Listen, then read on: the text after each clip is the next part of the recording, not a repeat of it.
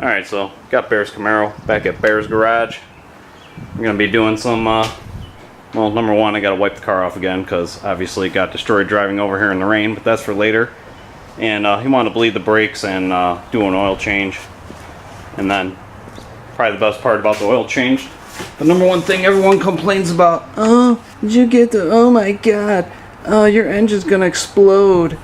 Yeah. So anyways, getting into bleeding the brakes, probably the most important part is making sure you can get these bleeders loose, because nothing's going to ruin your day faster than, you know, going to break the bleeders loose and they're just totally seized. So I got a couple tips with that. Number one, you know, you want to put some kind of penetrant oil on there. So I got the dust caps off already. Get a little lube on there. This one's got dual bleeders. So the other thing you can do is take a metal head hammer and just tap on the top, which is going to shock those threads. You don't have to get crazy, you just want to get a little shock on there. Now probably the most important part is to use a 6-point socket. Do not use a 12-point. So then the other thing I like to do is I'll actually start by trying to tighten it and then go back the other way to loosen it. These have been going really well. So then when I get it backed off a little bit, come back, put a little more penetrant on there, and then we'll just snug it up again. So I'm going to go around, do all 4 corners, make sure that all the bleeders are going to break loose so that they're ready to go. So when we go to bleed all this stuff out, we're not having issues with them. Alright, so got all the bleeders sorted out. Got a nice end wrench, 11mm. Got the little bleeder cup. And then, you know, usually when you bleed brakes, you start at the brake that's farthest away from the master cylinder, but we want to get all the old fluid out. So what I usually do is I'll come by the left front wheel and bleed that one out first, just to get as much of the old fluid out of there as possible, and then I'll move to the back and bleed the whole car out. So what we're going to do right now, we're just going to get that, as much of that old fluid out as we can.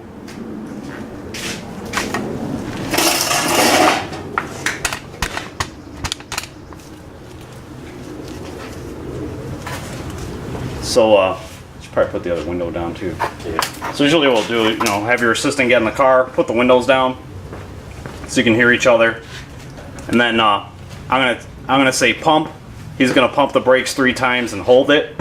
He's gonna say holding. That's my cue to break the bleeder loose, and then he's gonna say down when the pedal has reached the floor. And anyone that's in the car pumping the brakes, like, always keep your foot on the brake. Like, after you pump it, don't let your foot off until the person doing the bleeding tells you can release the pedal.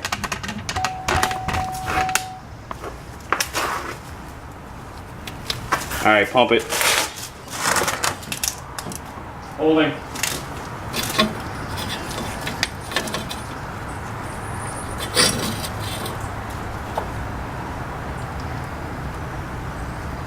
Stop. Pump. Holding. Stop.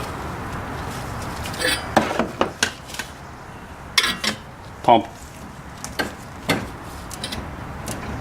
Holding. Stop. Pump. Holding.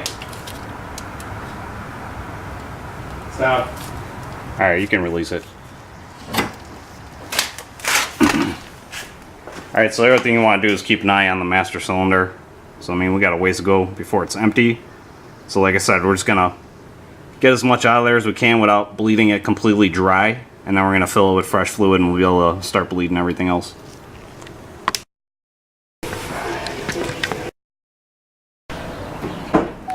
Alright, so we got topped up the fluid. Probably not really going to be able to see it. You can do some more bleeding here. Still some poopy brown fluid coming out. And be sure you wear eye protection because you do not want brake fluid in your eyeballs.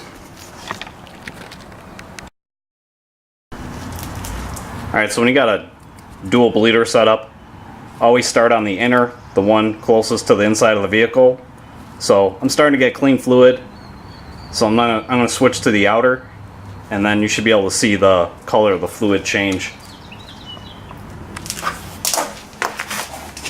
Alright, pump it. Holding.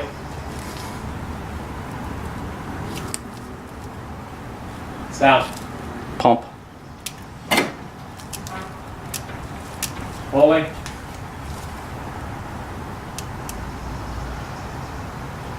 Stop. Pump. Holding.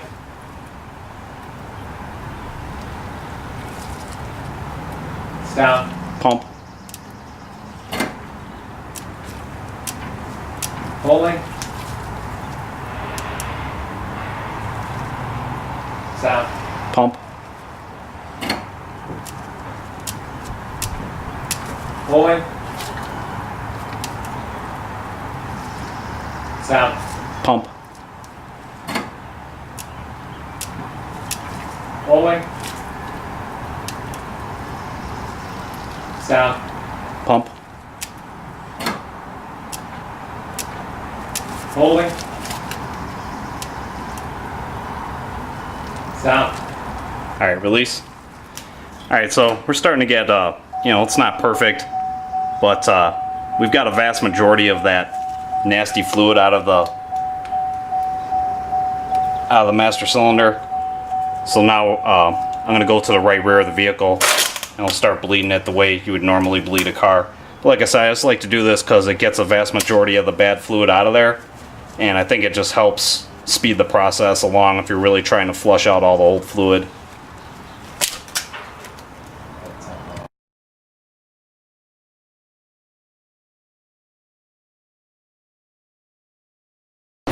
Alright guys, finished bleeding everything down. You want to make sure you top off your brake fluid. And, I mean, the fluid was in pretty decent shape. This car's got about, I don't know, 30-some thousand miles on it. But you can kind of see the goop in the bottom there. Crustiness.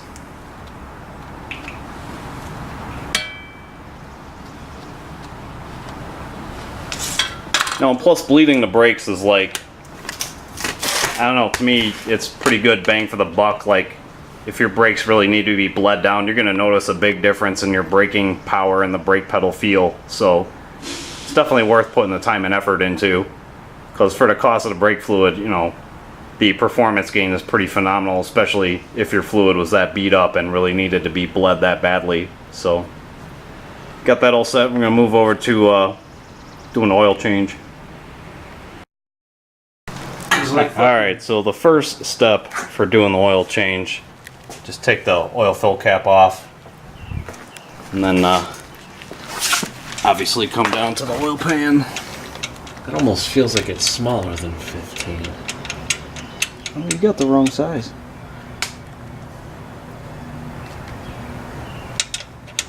Okay. No, that's it. Yeah. The only problem is, what do you think is the problem? A fucking jack. Yeah. Yeah. God damn it. God damn it. It's just not fair, man. I hate cars. Why? Oh. Okay. Why don't I have a lift in my garage with an 80-foot tall ceiling? Pause it, man. Cut it. Alright, so draining the oil. The drain plug's on the passenger side here.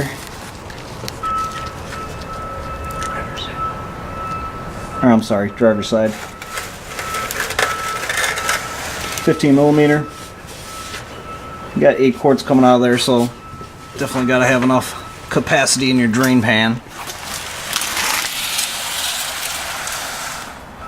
Jesus.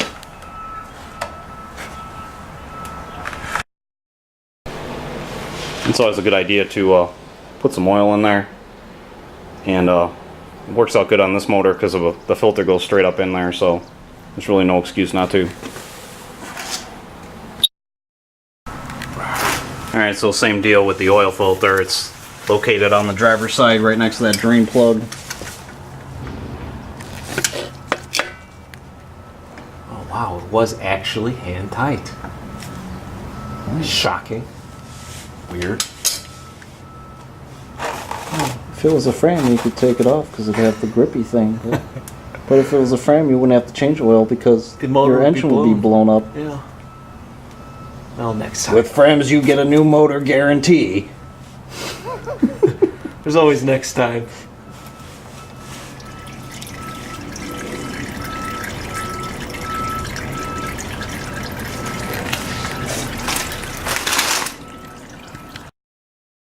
Oh no, countdown to extinction. Countdown to extinction. Alright. Endangered LS caged in fright. Oh no. It's even got arrows as if you would need that to know what tightens it. Some people do. Alright. Righty tighty, lefty loosey isn't exactly accurate sometimes. PH 160. And then reinstall the drain plug.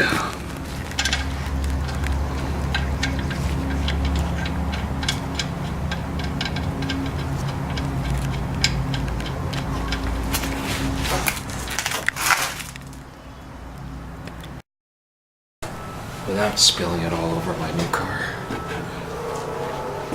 And then refill the oil.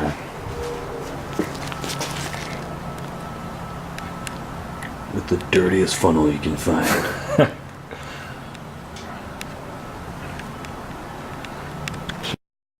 It's sufficiently lubricated to be stored for winter. Alright, so we're doing trans fluid on the 6-speed here. And, you know, had a little spill. So the fill plug is on the driver's side, and the drain plug is on the passenger side. So you want to take the fill plug out first so the trans isn't airlocked. But then again, maybe you want to leave it in because it did explode out of there quite violently. So I guess that's your own choice. Oh my god. Yeah, at least it's still red. Yeah. And at least I still have a bucket of oil dry. I'm putting that shit to good use. Well, we knew this was coming. Because Chris needs to like buy something better than dollar store drain pans. Yeah, you do. Upgrade. Oh, get it done one way or the other.